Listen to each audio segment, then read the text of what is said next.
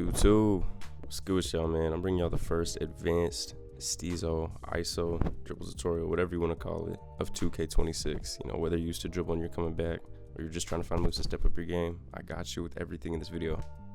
Before we get into the glitchy moves, I'm going to show y'all some scoring moves that I used to get open, and then transition into the glitchy stuff in the second part of the video. Alright, now that we're in the MYPARK, I'm going to show y'all the SIGs that I'm running with right now. And that's not to say you have to use these SIGs, because a lot of these moves can be done without them. It's just there if you have no idea what to use. But the two SIGs that you're going to have to use is the Dearron Fox spin jumper and the Jamal Murray spin, because some of these moves cannot be done without that spin. Alright y'all, the first move, I don't really know what to call it, and it might have already been done, so I'm not going to come up with some corny name for it, but for now I'm going to just call it the aggressive behind the back slide. It's pretty simple, and it gets you a lot of space to transition into some other moves that'll get you even more open and get you buckets. All you're really doing is an aggressive behind the back, and then you're going to hold R2 or RT and hold your right stick to the left, or vice versa if you're doing it going the other way.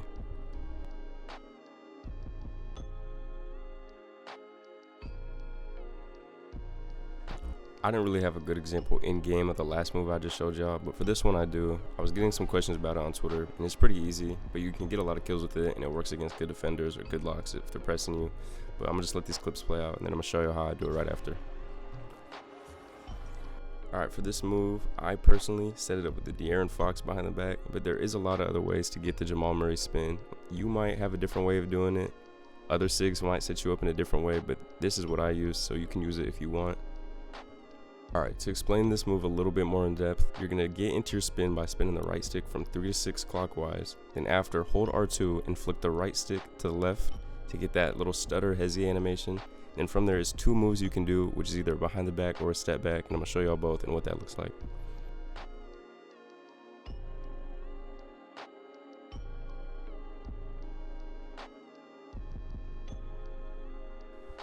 Alright, now that we got the scoring moves out of the way, we can get into the glitchy moves, like the good part of the video.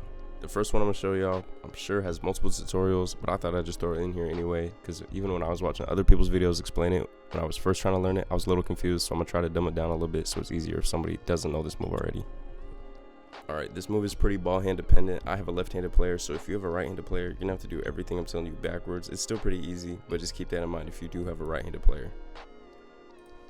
Alright, so to get this move, you're first going to flick your right stick top right to get that jab animation that you can see my player doing. And then once you see that animation, you're going to spin your right stick from bottom to top, so 6 to 12 counterclockwise. And then once you can consistently do that, you're going to hold R2 or RT and hold the left stick bottom left, and then you should see the animation play out. Alright, the next thing we're going to get into is the Dearron Fox spin jumper and what you can do with that. If you follow me on Twitter, you might have seen me post some clips doing this glitchy move right here. But I'm going to show y'all how to do it so you can get glitchy like that. To get the animation, you're going to run any direction, whether it's left, right, up, or down, and depending on what side the ball is in, that's how you're going to spin your stick. If it's in your right hand, you're going to spin the right stick from 3 to 12 counterclockwise while you're holding R2 the whole time. And if it's in your left hand, you spin from 9 to 12 clockwise while still holding R2. I can show y'all some other examples of what it looks like to do the Dearron Fox out of a nutmeg or a nutmeg going backwards.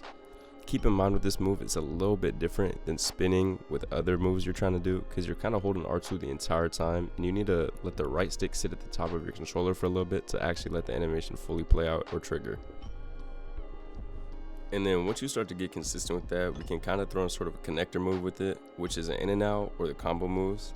This year you in and out by flicking up on the right stick or flick twice for the combo moves. It's kind of your choice for what combo moves you want to use. Some good ones are Dearron Fox, Steph Curry, or LeBron, but that's really it. It's not too hard. I'm about to show you what that looks like right now. Pretty much as soon as you see the Dearron Fox spin, you're just going to flick up either once or twice to get the in and out or combo moves. And from there, you could do a reverse half spin or another Dearron Fox spin. It's really up to you. It's just a good chain move. Keep in mind, the in and out and the combo moves aren't limited to just the Dearron Fox. You can use the other moves I showed you in this video or some other stuff that you might know, and you can put it all together. It's just a good connector combo move, like whatever you want to use it for. That's really all I got for y'all. I'm sure some other dribblers will put out tutorials on some other moves, but once I learn some new stuff, I'll definitely post more, so look out for that. And if you're struggling with any of these moves, you can always comment or DM me on Twitter, and I'll try to get back to you as quickly as possible. But other than that, I'm out.